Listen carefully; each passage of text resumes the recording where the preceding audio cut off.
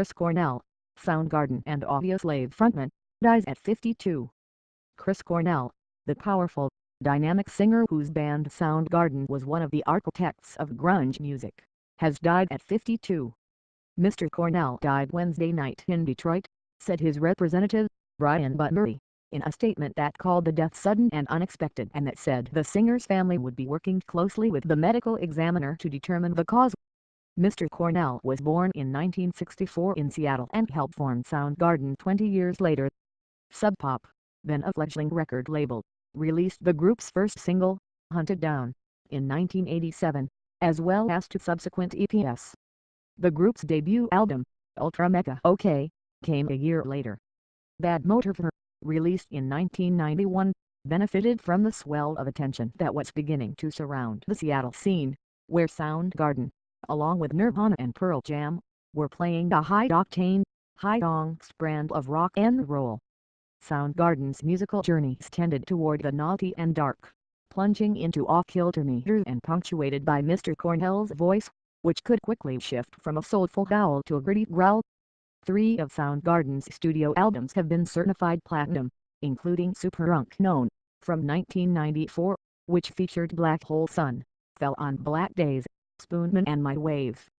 The group, which includes the guitarist Kim Tail, the bassist Ben Shepherd and the drummer Matt Cameron, disbanded in 1997, but it reunited in 2010 and performed regularly since then. In a review of a 2011 concert at the Prudential Center in Newark, the New York Times chief pop critic John Perles called Soundgarden one reunited band that can pick up right where it left off. In 2012, it released King Animal, its first album in 16 years, which Mr. Perles said sounds like for musicians live in a room, making music that clenches and unclenches like a fist. The group played at the Fox Theater in Detroit on Wednesday night, and it had been scheduled to perform in Columbus, Ohio, on Friday at the Rock on a Range festival. Mr. Cornell appeared to be active on social media in the hours before his death. A post on his Twitter account on Wednesday announced that the group had arrived in Detroit, and a clip of the group's 2012 release by Crooked Steps was posted to his official Facebook page hours before his death. Mr. Cornell had admitted in interviews to struggling with drug use throughout his life. In a 1994 Rolling Stone article, he described himself as a daily drug user at 13, who had quit by the time he turned 14. After Soundgarden disbanded in 1997, Mr. Cornell returned to heavy drug use, he told The Guardian in a 2009 interview, describing himself as a pioneer in the abuse of the opiate OxyContin, and saying that he had gone to rehab. Mr. Cornell released 5 solo albums during and after his time with Soundgarden, starting with a 1999 LP Euphoria Morning. His 2007 album Carry On featured an acoustic cover of Michael Jackson's Billie Jean that served as the inspiration for a well-received version of the song on American Idol.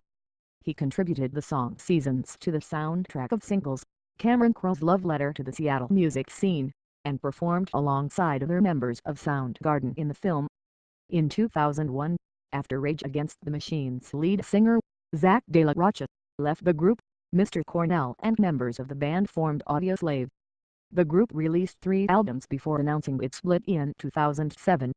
In November 2016, Mr. Cornell hit the road for the first time with another supergroup of sorts, Temple of the Dog, which features a blend of members of Soundgarden and Pearl Jam. The group was formed a quarter-century ago as a tribute to Andrew Wood, the lead singer of the Seattle bands Malfunction and Mother Love Bone, who died in March 1990 of a heroin overdose.